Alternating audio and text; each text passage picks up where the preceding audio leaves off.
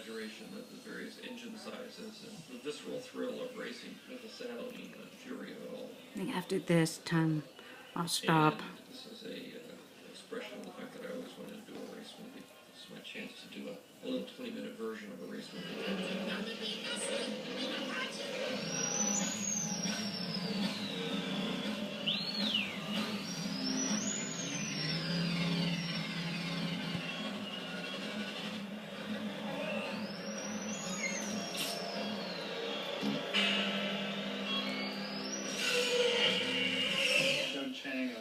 Two of the people in that starting lineup.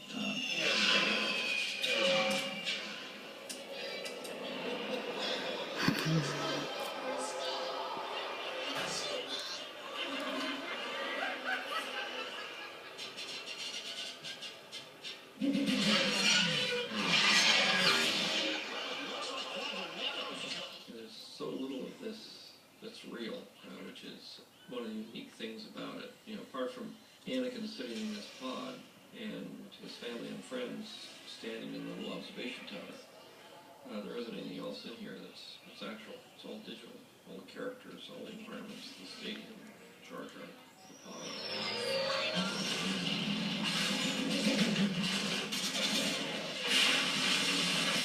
As the pod race got faster and faster, it became more and more difficult to articulate the sounds of the different racers because the sound was there for just a fraction of a second. There wasn't enough sound there for the ear to hear a racer coming from a distance and passing camera and going by. Your eye was able to pick up that information very quickly in a quick cut. It doesn't work that way with sound.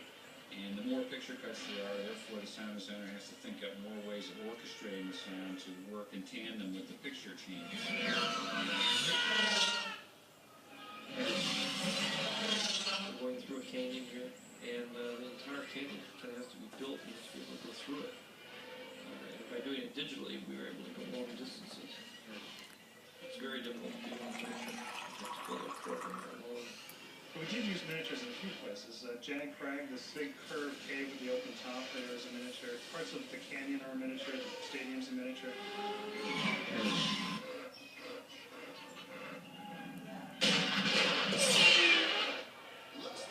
Yeah, this was also a little fun being able to add the Tusken Raiders and the Jawas back into the film, sort of touch on them a little bit. I was trying to get a little element of the exotic into the movies in terms of you don't quite know what's going on and explain everything. In the case of pit crews and the power beams that hold them together and all these kind of things, binders. It's all worked out about how what the rules are and how they're working, and we never explain it. We just sort of live by the rules we created. Originally, this race was 4 laps. Ben and I worked on it for about 9 months, and it was just, in the beginning, it was way too long. It was about 40 minutes long. And kept trimming it back until we got to the bare essentials of what we thought an audience would tolerate. One of my favorite shots is when Jabba flicks those little noodles off the edge. It's a very small moment, but it's one of those little bits of humor that come to you when you're working on this film late at night with a bunch of goofy animators and stuff. More than once or twice, I suggested things and nobody would believe me that I was actually wanting to do that. Case of the Newness was one of those. They were fortunate to be able to add a little bit back to the second lap here. Add some things in, Anakin spinning his pod and that sort of thing, which I think make the whole thing more exciting, but it's just, at some point we have to say the sequence is too long and it has to be trimmed. And it's the great thing about DVD and alternate venues is that you can actually have the version you always wanted, but we're never able to get. Maybe a place to show it.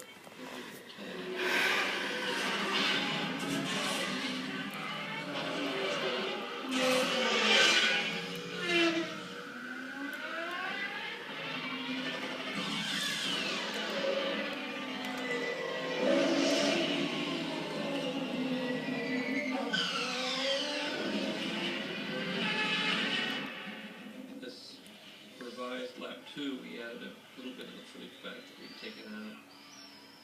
Again, it was a matter of how long would people tolerate this race, but by having these extra added little features in here, it gives Anakin a chance to really get to see him overcome more obstacles and show his expertise as a driver, which isn't crucial because we have a little bit of that, but this, I think, broadens it quite a bit, especially in this sequence where the pod blows up in front of him and knocks one of his engine cables off and he has to replace it. It does show him cool and calm in the face of danger, a little bit of portent of what he is going to become as an adult.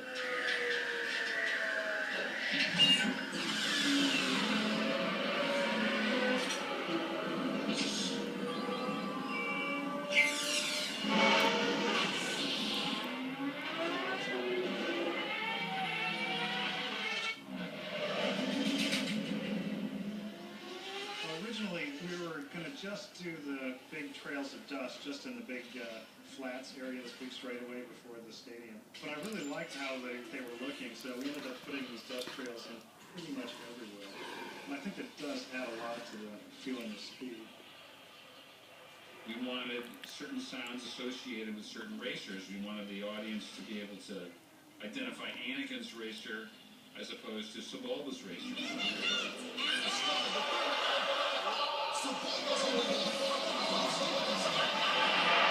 For instance, Anakin's racer is basically very high-pitched and Sebulba's racer is very low-pitched. Sebulba's racer has a pulsing sound.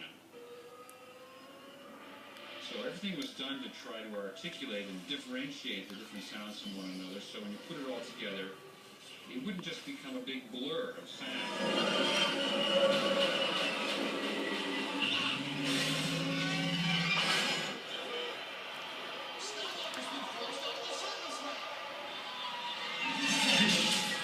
So a couple of these shots, when we're zipping along, we actually put a computer-generated Anakin in there. We had the live-action element, of course, of Jake looking around, and so we had that as reference. And to get it to look right in the long shot, we just had to go for CG. One of the also fun things about this race is we decided to not bring music in until the very end here, where Anakin really gets in trouble, but to do most of it just with sound effects made Ben very happy. There's enough noise in this to make it almost a musical number, and a lot of it was treated like a musical number. But I like car sounds, so for me it's music. The two Jawas here are my older daughters, Sarah and Lisa.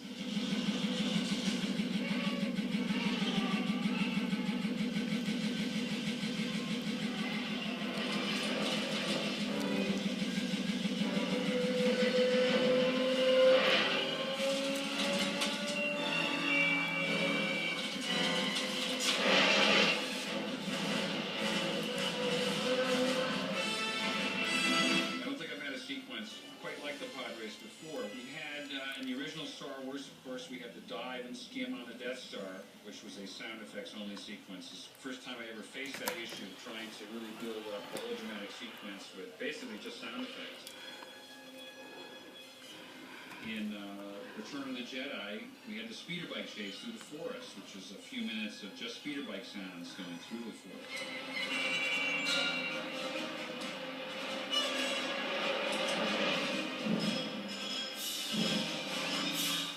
Probably the thing that I'm the most proud of in each of the films because they really get a chance to exercise your sonic imagination.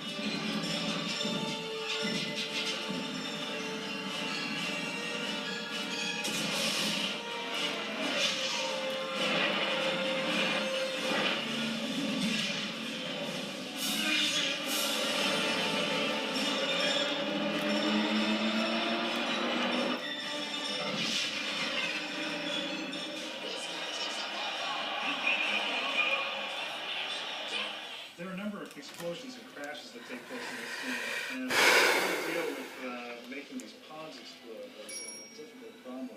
Now, my first thought was to build miniatures of them and blow them up, but as I started working out in detail how that would have to work, what sort of frame rate we would have to run at, how many different angles we would need to see each explosion, how much miniature we would need to build to crash the model into, it became apparent that logistically it was extremely difficult.